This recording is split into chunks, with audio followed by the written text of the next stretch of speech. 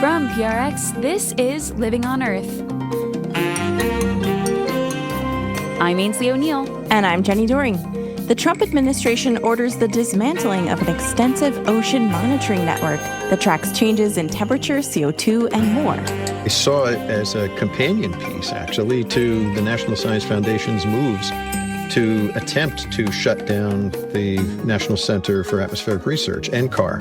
So it seems like a two-stroke hit here, where we're going to the atmosphere and we're also going to the ocean. Also, the ancient Acropolis and other archaeological sites are rich in biodiversity. So we found many different species of birds, many different species of plants, but also species that one would never expect inside the archaeological site, including foxes or badgers or wild boars. That and more this week on Living on Earth. Stick around. From PRX and the Jennifer and Ted Stanley Studios at the University of Massachusetts, Boston, this is Living on Earth. I'm Ainsley O'Neill. And I'm Jenny Doring. In just the latest of a series of Trump administration moves against climate science, the National Science Foundation has announced dramatic cuts to the Ocean Observatories Initiative. That's a collection of roughly 900 instruments providing data on ocean currents, temperature, carbon dioxide levels, and more. Ocean-based scientific readings have long been a crucial part of understanding our warming world, and some of the early observations came from the fossil fuel industry itself. In 1979, Exxon outfitted a supertanker to sample carbon dioxide levels in the air and water as it traveled between the Gulf of Mexico and the Persian Gulf. This research was uncovered through an investigation from Inside Climate News in 2015, a year before the Ocean Observatories Initiative was commissioned by the National Science Foundation.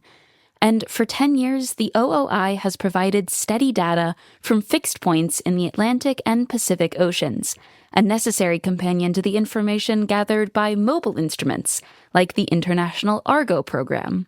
For more on the implications of dismantling this ocean monitoring network, we turn now to Craig McLean, formerly the Assistant Administrator for Research and Acting Chief Scientist at NOAA, the National Oceanic and Atmospheric Administration. Craig, welcome to Living on Earth. Thank you for having me. You have a great show, and I'm proud to be part of it. Well, thank you. First of all, what was your reaction to the news that the National Science Foundation plans to remove this ocean monitoring network? I was very disappointed, and I saw it as a companion piece, actually, to the National Science Foundation's moves to attempt to shut down the National Center for Atmospheric Research, NCAR, out in Boulder. So it seems like a two-stroke hit here, where we're going to the atmosphere and we're also going to the ocean.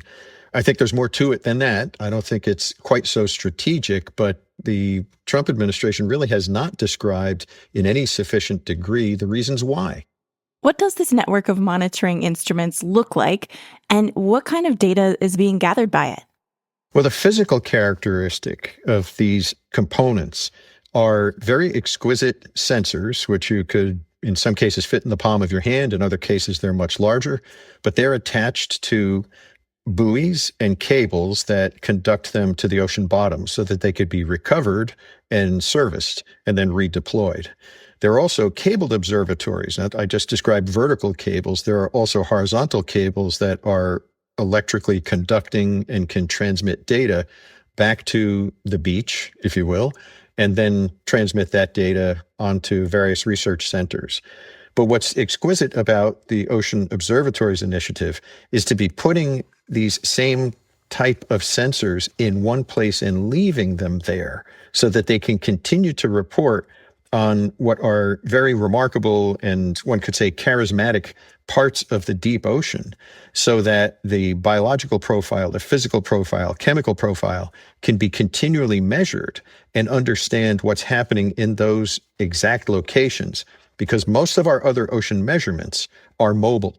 And I mean, these days, being able to track changes over time is vital, I think, when it comes to the temperature of the oceans, the acidity. What kinds of other things are important to be able to understand? Well, start with temperature. Temperature is responsible for an opportunity of error that's about 180% if we take away discrete ocean temperature measurements.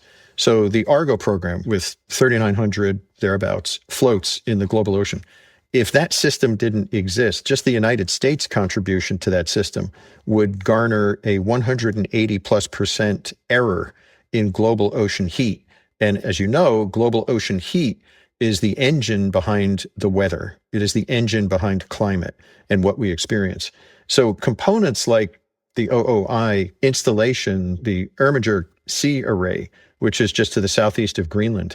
If I were a European resident, I would be very concerned about the United States' choice of withdrawing that equipment, because the Great Conveyor Belt, as it's called, or the Atlantic Meridional Overturning Circulation, that is more formally called, the conveyor belt of heat from the Atlantic tropics on up through and to Europe finds Europe to be much warmer than its latitude would be without such a heat transfer component of the ocean current. So if we are slowing that down because of the melt of the Greenland glaciers, the land-based glaciers, and they are melting rapidly. I've been up there for 2 summers and looked at it very closely, and many people far more qualified than I have made these observations. But as that fresh water comes in, and it disrupts the salinity, it disrupts the temperature gradient, it starts to raise the question. It's not been conclusive yet, but it starts to raise the question of, if the trend that is seen continues, what does that spell for the heat in Europe in coming decades, centuries? It's part of a normal Earth process right now, but we're disrupting that Earth process because we are far more rapidly melting the glaciers on Greenland than they would normally be. In fact, if we were not manipulating our environment, we would be headed towards another ice age. Those glaciers would be growing. And just to drill down on this, how useful is the information that's gathered by this ocean monitoring network, this Ocean Observatories Initiative, not just for scientists, but for the average American? How do we see this in our everyday lives? Unfortunately, the average American doesn't focus on what these types of measurements are generating for us. But when we look at measurements of the ocean temperature, something that's stationary, sedentary, like the ocean observatory components that we have in the OOI, they're resident and they look long-term at what's happening. And that key question of what's happening tells our insurance companies what levels of risk we are going to have to buy and pay for in the coming season, in the coming decade. We're noting 500-year storms taking place twice in a decade nowadays. Certainly what people should be concerned with is, what is the period of your mortgage? How will your rates be determined for insurance on your property? That's an economy that's based on risk. Risk is determined to a major extent by the insults of the natural system, and we are perturbing the natural system. Agriculture, industry, all of the components that are reliant on any aspect of weather. And I could almost defy somebody to identify something that isn't a function that's influenced by weather. By analogy, I could show you an illustration of how many data points on the continental United States are used to make the daily weather forecast. These are National Weather Service, and these are private homeowners. These are meteorology stations from news broadcast. Everyone contributes to these. Oil companies, they all contribute to these data points. If you put that on a map, you just about cover the United States. It's a little bit light in the Midwest, but you just about cover the United States. If I were to do the same thing with ocean-based measurements, we're hardly scratching the surface. So for us to have invested so much money of U.S. taxpayer dollars to design, implement, and install this system, and now to flippantly, without any meaningful analysis or discussion of merits, decide to take it out on the simple and naked phrase that this activity is not consistent with the president's policies. But clearly, there's no explanation by the Trump administration as to why this is a good idea. There are plenty of richly analytical explanations as to why installing it, leaving it, monitoring it, and abiding by the congressional instruction in an appropriation to do this work, spend this money, collect that information, and reveal it to the scientific community. That's right. As I understand, the Trump administration has actually tried to cut this funding before, the annual budget of some $48 million a year. And Congress said, no, we want to keep this funding in place. That's right. And it brings up the question of whether or not the president has the authority to ignore appropriations law. And that issue is headed to the Supreme Court, not based on OOI, but everything that is part of the federal budget, certainly as we might focus on the science part of that budget. If Congress has passed as law and a president has signed as law that thy will be done, a subsequent president is not empowered in the methods that Trump is using to go ahead and abruptly change that. So the question that the OMB chief, Mr. Voigt, and others are raising is that we've not fully explored the power of the executive. And it will be the Supreme Court that determines that. But up until then, Trump is going to continue to do what he's doing. And unless people can find other reasons beyond the definitive determination of whether a president can or cannot ignore an appropriations law, for the remainder of Trump's administration, we're going to be where we are now. So this Ocean Observatories Initiative, the system takes some $48 million a year to operate.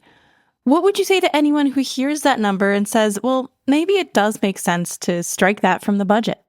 The return on those investments is huge. The return is to provide information on the current and future state of our Earth. And what that really comes to is letting the agricultural community know with a level of discrete measure what's happening throughout this ocean process. Because the OOI installations are sedentary and constantly focusing on the same area, giving an absolutely complete data record of those locations. What is learned from the OOI can be extrapolated and provide greater reliability on what the measurements are from the mobile systems, including Argo. And what does the citizen get out of that? First of all, $48 million. If you or I had to write that check, I doubt that we have the funds. But when you look at other components of the federal budget and you realize how low in cost $48 million might be, it is a bargain for the benefit of the public to know and understand the components of what's happening through and in the ocean. That affects our fisheries that feed us and provide an economic opportunity for many coastal communities and inland as well, given the distribution and the abundance of fishery-based products, shellfish, finfish, the like. It also is the explaining element of what's happening in our Earth that is going to and does now influence the weather.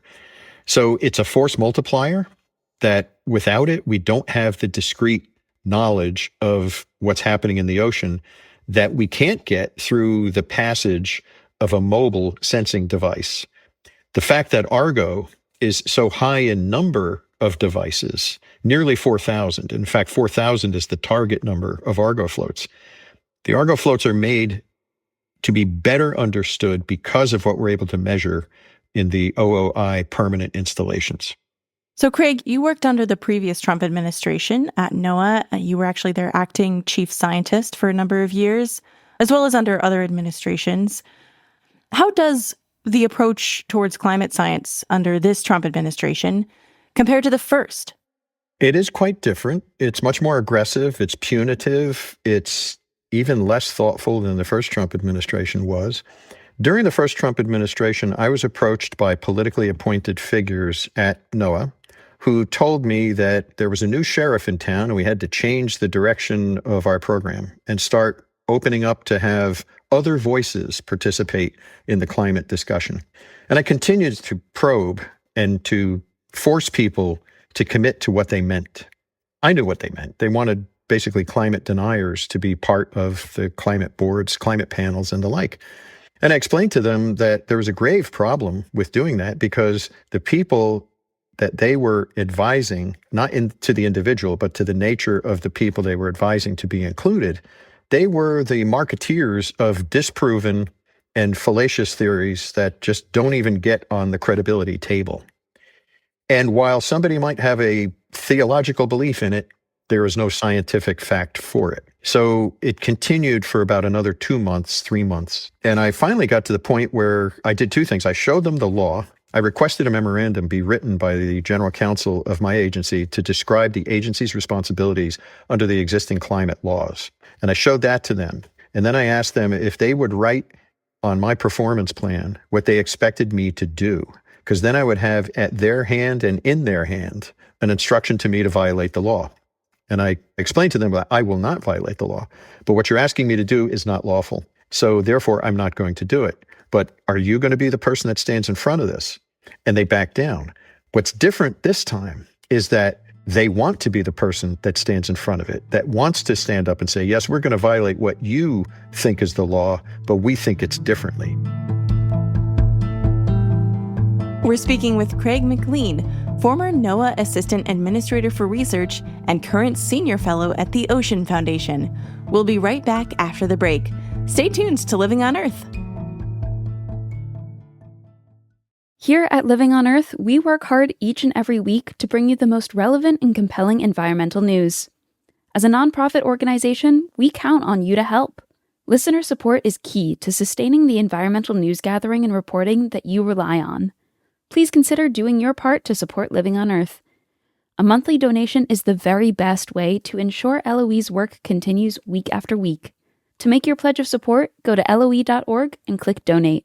And thank you for helping to keep LOE's nonprofit environmental media going strong.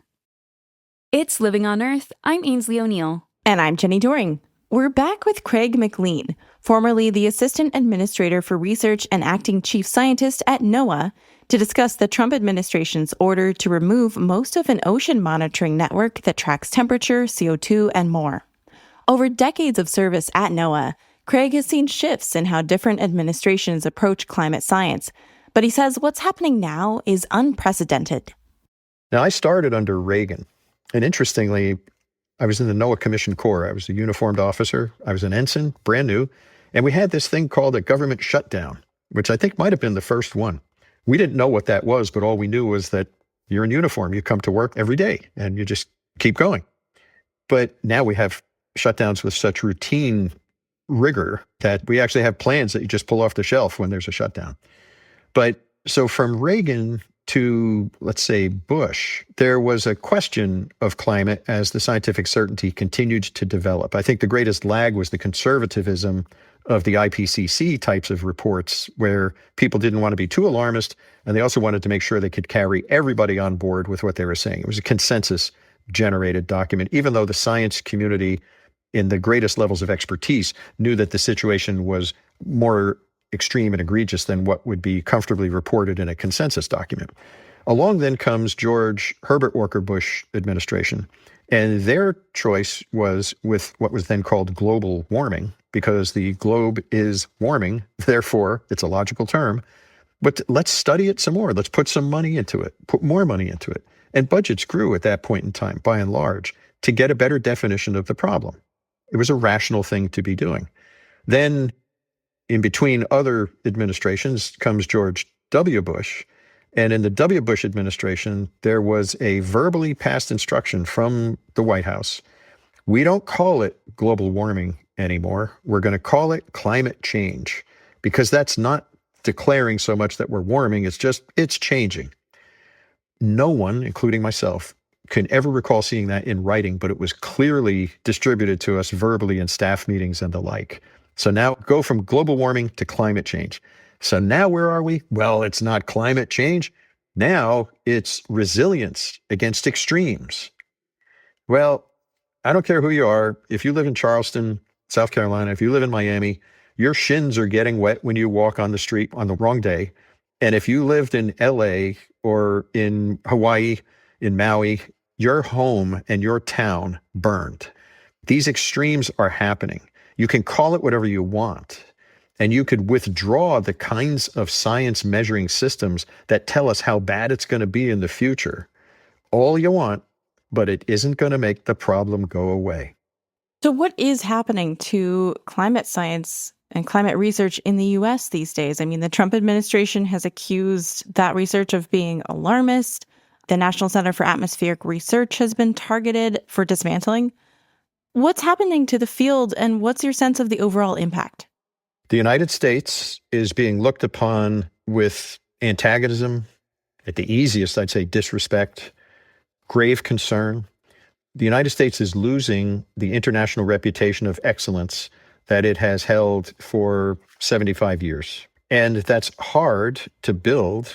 We will have to see how hard it is to recover. But climate science in the United States, the fact that the National Climate Assessment was taken down from public visibility, the fact that the next National Climate Assessment was shut down illegally, but once again, until the appropriations law is adjudicated by the Supreme Court, Trump will continue to be doing these things. So the Trump people are trying to step by step disassemble components of the information that provides the finance market, stock futures, reinsurers, home values, et cetera, where risk is determined and quantified. Those erosions to that certainty has an economic consequence. Now, one thing I have to say is that quietly, I do believe, and I do understand that quietly, some professional associations of reinsurers, emergency managers, emergency response and emergency preparation professionals, they are expressing themselves. And those expressions are reaching some of Trump's party. And that is one of the reasons why we see the appropriations continuing at a level that would fund these activities. What's disrupting it is the Trump interpretation that he, as president, is empowered to reject the law that has been passed by Congress and signed by a president and determine what he wants to do with it. And it's destroying science. We are an embarrassment to the nation. First of all, there's one nation in the world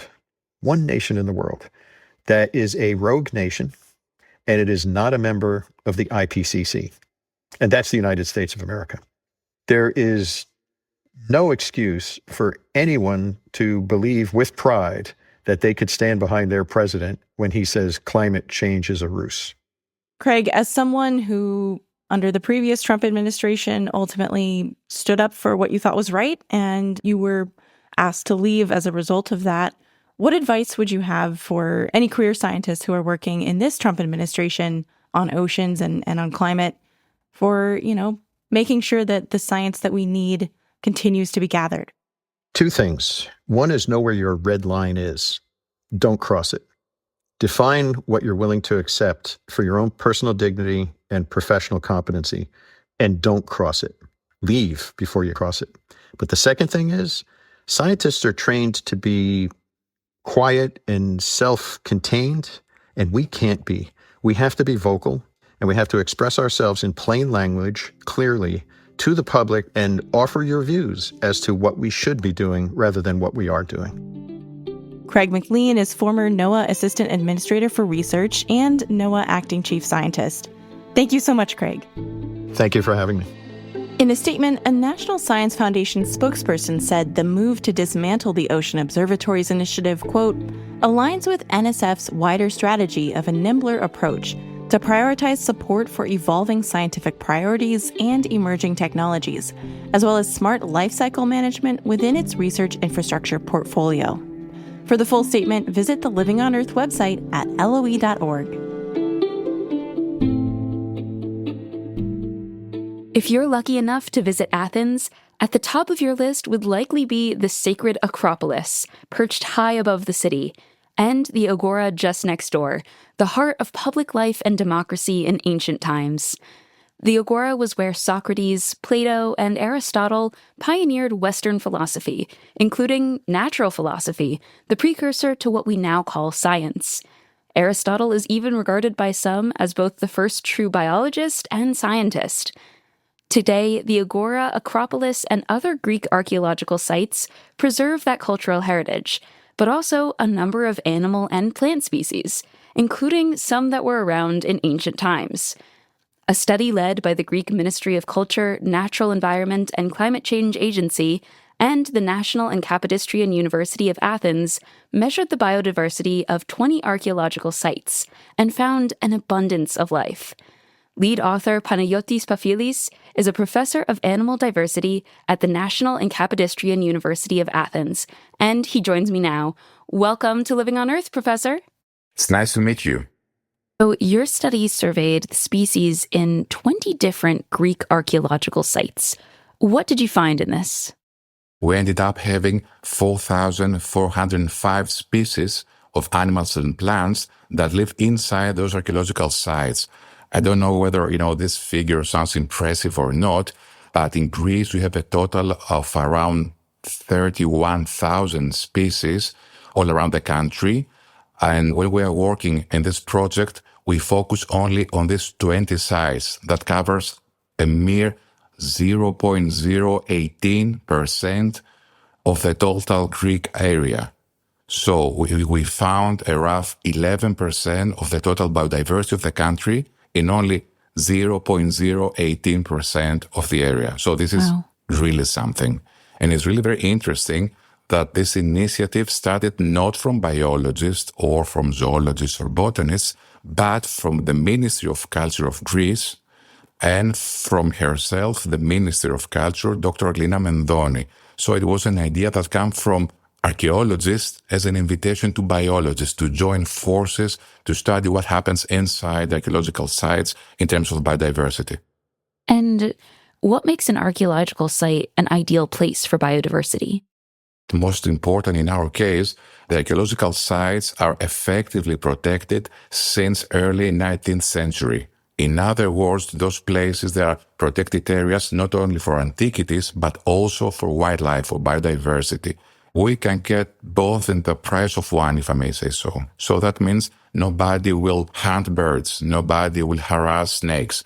And the result of all this is that we have very dense populations when we compare them with populations in the surrounding area. And also the animals, especially reptiles, they were really very tame. That there is a syndrome in island biology, we call it island naivete, which means you don't know any enemies. So people inside an archaeological site, they behave completely in a different way compared to outside. So snakes that normally, typically, we have their head crushed from a person walking by, inside the site, they're well protected. So help us set the scene. If I were to walk up to one of these archaeological sites, what am I going to be seeing there? Okay, so relax a little bit and start to hear. And it's impressive the diversity and variety of sounds you can hear there. It's birds, it's frogs, insects, and then try to see small creatures creeping, crawling, running. There are lizards, there are snakes, there are small mammals, there are snails, and also plants. The plants are everywhere. Now, what sort of animals or plants are there that you've seen that were particularly exciting for you? So we found many different species of birds, many different species of plants, but also species that one we never expect inside the archaeological site, including foxes or badgers or wild boars. In one case, we tried an experiment, so we set our cameras at night, and it was impressive to see, the animal traffic jam inside the archaeological site. So from big mammals and big raptors of birds to tiny snails, we found many, many different species. We spotted many species that were unaware of their presence in Greece. So that was the very first record of their presence in Greece, like a very small grass species that was discovered in the archaeological site of Acropolis. So in this city, we found a species that we knew it so far from Asia Minor. That was the first time we discovered in the west part of Greece. And in the Oracle of Delphi, we found a small, a tiny snail that was a new species for science. So we were actually in the procedure to describe the new species. It's tiny, it's like 2 millimeters, the size of its shell. It's a troglodytic species. That means that lives only inside caves that has water somewhere inside. So really, really very special findings. And tell us what it was like on one of those days when you spotted one of these things that you didn't expect to see. Yeah, again, a very good question. In the beginning, we enter those places. Okay, I will speak for myself, or I would speak for my other colleagues. A little bit with that arrogant eye that I know everything here because I knew the place, the places surrounding archaeological sites. And it was a surprise to discover more and more new species like the one I mentioned earlier. But also it's this very special feeling to discover species that we knew they were there during antiquity, and to find them again in the same place. For instance, in the Oracle of Delphi, according to the myths, to the legend, Zeus set two eagles that they fly in the diverse directions. And after, covering the whole globe, they met again in Delphi. So that is that the Oracle of Delphi was built there. And we find exactly the same species of eagle flying over the Oracle of Delphi today. The same goes for snakes in Epidaurus. Epidaurus was one of their first hospitals in antiquity. And there was a building in its structure. It was half under the surface of earth. And inside, ancient Greeks raised snakes.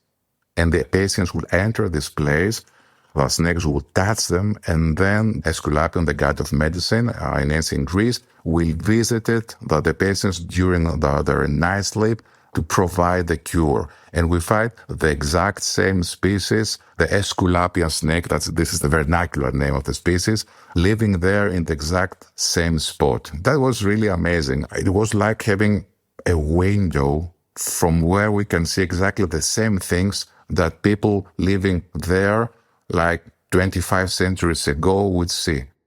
It's incredible that you say that about the snake, because I know many of us, even if we're not familiar with that story, would be familiar with the symbol of healthcare and medicine that includes the snake going up the staff. And so it's cool to see that that's where it comes from and they're still there.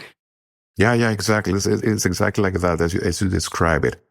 And for you and your colleagues in particular, what's next? What further research are you planning on doing?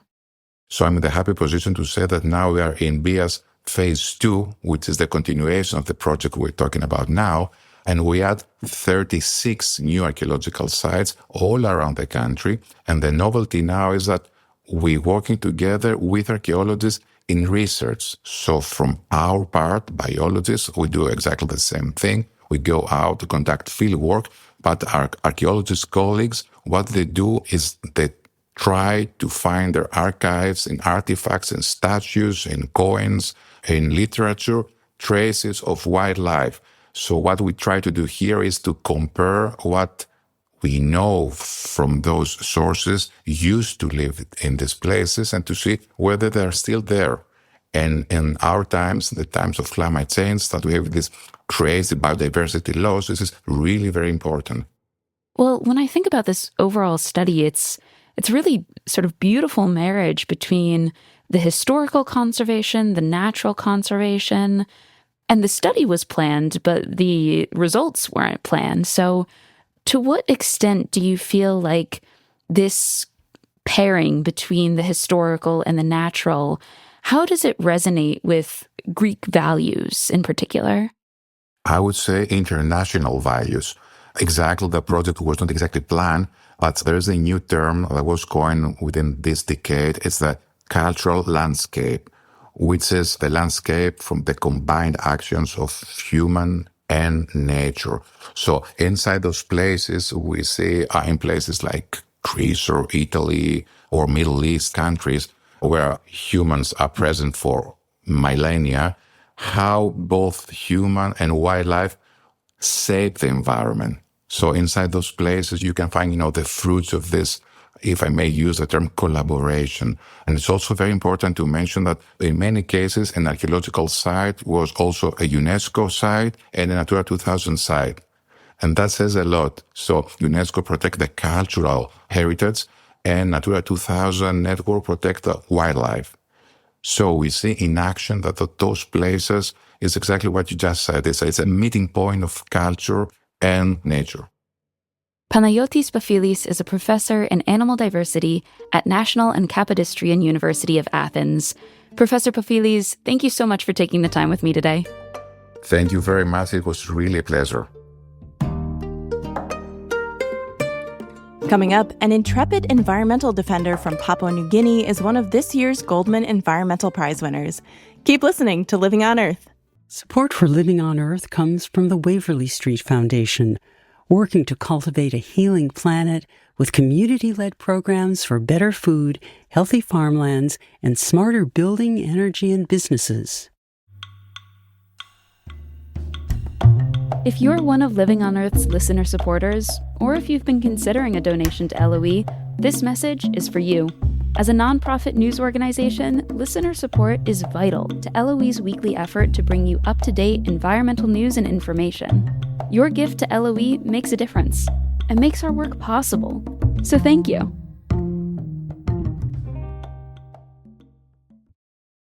It's Living on Earth. I'm Jenny Doring. And I'm Ainsley O'Neill. Sandhill cranes are now nesting up on the tundra, northwest of Upper Hudson Bay. Explorer-in-residence Mark Sethlander has followed them there from their wintering grounds in Bosque del Apache National Wildlife Refuge, New Mexico. Sandhill cranes are working their way between the rows, in a place planted for them, made safe for them, by nearby flooded fields that glaze in the night, firm enough to stand upon, until morning breaks. A northern harrier comes, coasting above the patchy snow in the jangle of grasses, listening for the small life that hides beneath. His owl-like face captures sound, the angular spread of his wings capturing air and silence. Cleaving to the scrub at the section fence, coyotes and foxes tread, so light of foot they barely leave a sign. Where even now the wind-scorched aspens hold to their leaves a single kestrel lands. In the steel-blue light, every manhood color of his plumage on display. Red-winged blackbirds lift, settle, lift again. Snow geese, startled more by rumor than by risk, take flight, one coordinate mass of wings and noise. Now from among the thousands, one sandhill crane sets himself apart. He will not bend down to the hard yellow corn. The seed heads native to the land are his take. He stands tall, his beak is long and dark, the ruddy orange of his wings, his feathers pristine and tight. He is clean, his will be a long life. The way he feeds, his life lived, as it was lived. How the young cranes leap and gambol, white flake breaks from the grain as falls upon their heads. The urging. Yes, I know where the wild crane goes, north into unspeakable cold that turns flesh stone at the glance of its touch, except in flight in the heat of migration. As long as there is north and the Arctic willow thrives, the Arctic heather coated in rime far on the tundra, where the longest day knows no night, as long as the permafrost holds and the citadel of southern refuge remains, there will be sandhill cranes. That's Living on Earth's Explorer-in-Residence, Mark Sethlander. The indigenous residents of Bougainville Island, part of an autonomous region in Papua New Guinea, say their home used to provide them with everything they needed: shelter, fertile land, and clean water. That is until the Panguna copper and gold mine, run by the British-Australian company Rio Tinto, set up shop there in 1972 and began to wreak havoc on the island's ecosystem and its people, with heavy metals like copper sulfate and cadmium entering waterways. While Rio Tinto abandoned the mine in 1989, without a proper cleanup, its toxic legacy persists. Theonila Roka Matbob, the 2026 Goldman Environmental Prize Winner for Islands and Island Nations, has been fighting for years to pressure Rio Tinto into taking full responsibility for remediating this damage. And due to her activism in 2024, the company officially signed a landmark Memo of Understanding to address environmental and social devastation caused by the Panguna mine. But Theonila says this is not enough, and she's here now. Theonila Roka Matbob, welcome to Living on Earth. Thank you. Thank you very much. So what kinds of health impacts have your people seen from these toxic chemicals, copper sulfate and other things? One of the things that is physical and visible is, especially when we have like prolonged sun, like the dry season, you see skin cracking up. And if it's prolonged wet season, you're seeing people's the tissues beneath the feet, they literally rot away, and even like stores on the skin. You see like a skin on top of a skin building up or a growth.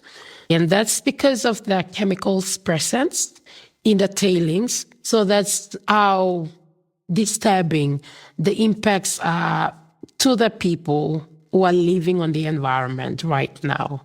Oh my gosh. So you're describing sores, skin even like rotting away on people's feet. And I think I have heard about some pregnancy complications as well. How has that affected the community? One of the things that we've seen is the deformity, and also at the mental level, you can realize that those kids that are coming out post toxic environment, you will realize that their mental stability and focus is very limited. And these are children, like some are my generation and some are younger than me. Theonila, I believe you're a mother. A proud mother. A proud mother. Congratulations. What is it like, though, to see things like this affecting your community and the people around you and, affecting your generation and future generations? It's very challenging to give birth to a child, to inherit a broken portion of the environment. It's like you've got no explanation. And every time, like, your children ask you, like, we're traveling there for holidays and we see fish in the water. Why is it that we have a big river running by our house? There's no fish. There's no life. Like, this is not something any mother would easily answer. And the answer that you would give is not an answer that you will be proudly giving. Yeah, it must be really hard to explain that to your children. Very challenging, very challenging. And I understand that, even after the mine was abandoned in 1989, there was no cleanup of its toxic waste. And you were pretty upset about that. And you helped gather community testimonies about how this mine was impacting people decades later. What are some of the most powerful stories that you heard? And why do you think it's so important that these voices are highlighted? There are two things that really inspired me to go back and start telling the story and demanding questions to be answered. The first is people, even before the mine, they were publicly coming out to say, we will die protecting the land. The second issue that really stood out when people were wanting to guard their land against all odds was the communication barrier. English is not a native language to us. And Rio Tinto, when it went onto the land, it used the language as a weapon. How so? Well, because people can't speak that language, and everything, all the documents that were needed to be signed were all written in English. And my people were found at the time when there was no access to education. And those two issues really stood out for me. And I took that very personal, that we can't be fighting physically, but we need to demand answers. If we can speak the language Rio Tinto spoke coming in, then it is time to go back onto the table and say, I'm doing this on behalf of my family. I'm doing this on behalf of my clans and tribes. So in 2020, you led a complaint that accused Rio Tinto of environmental and human rights violations linked to this Panguna mine's legacy.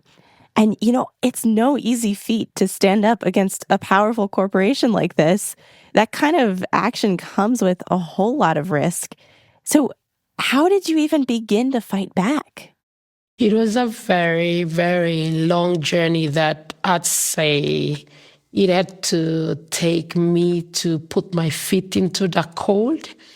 Even if it was going to take and cost my life, at least there's a story that I can leave behind for the later generation to say that even though we do not deserve this, there was a mother who came ahead who wanted to do this. So it was a very slim sort of an opportunity, I'd say, because my country, Papua New Guinea and Bougainville, have never done these things previously. They went through the courtroom way. They wanted to approach it by suing Rio Tinto to court. But because obviously the corporate courtroom is not our place, I thought that we should rather do it the mediation way. And we're so blessed to have had Human Rights Law Center in Australia to really give us that advice we needed. And the opportunity was there because Rio Tinto is Australian. And in their justice system, there's a place for facilitation of Australian corporate companies operating offshore. So we were blessed to have Human Rights Law Center giving us that advice on pro bono basis. So it takes courage from people like yourself, and it takes, I guess, allyship from other people in positions of power who are able to help, communities like yours. Yes. Theonila, as of 2024, Rio Tinto has officially agreed to address some of the worst impacts of its legacy, thanks in large part to the work that you have put in and your courage. At this point, what has Rio Tinto committed to? So at the moment, what they've done is they're funding water supply distribution in the impacted communities and also addressing the most imminent severe risks that are in front. So they're already into it, but I am here and my people are there to keep reminding them that there is more than just this. And when you say severe risks, are you talking about the possibility that some of these mine structures left behind could collapse and, run through a community? Absolutely.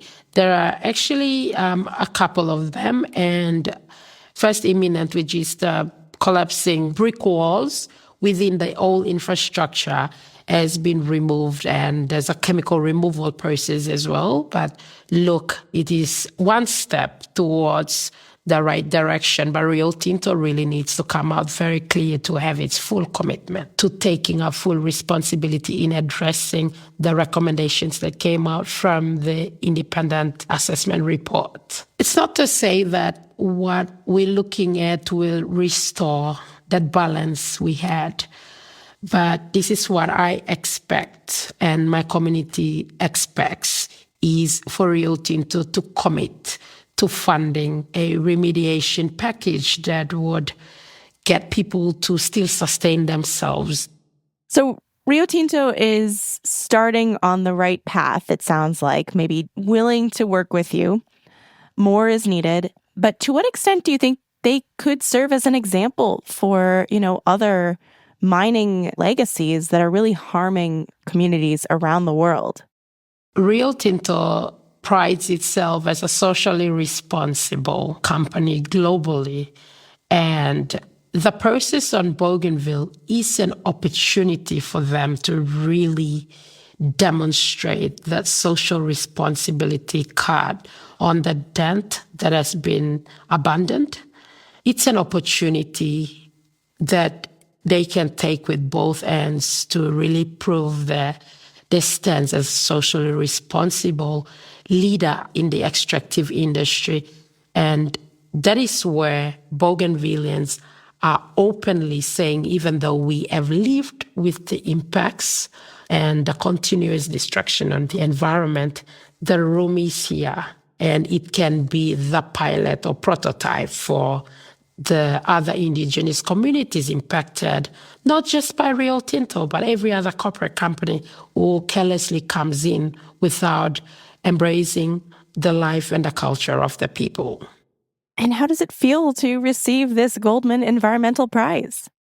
It is really humbling to be recognized at the global level because being a lone voice somewhere in the remotest part of the world is not an easy feat to be fighting and demanding accountability from a company that is massive. And sometimes you want to give up on yourself and you're like, well, what am I doing? But to be recognized at this level is really humbling, and because my fight is not over.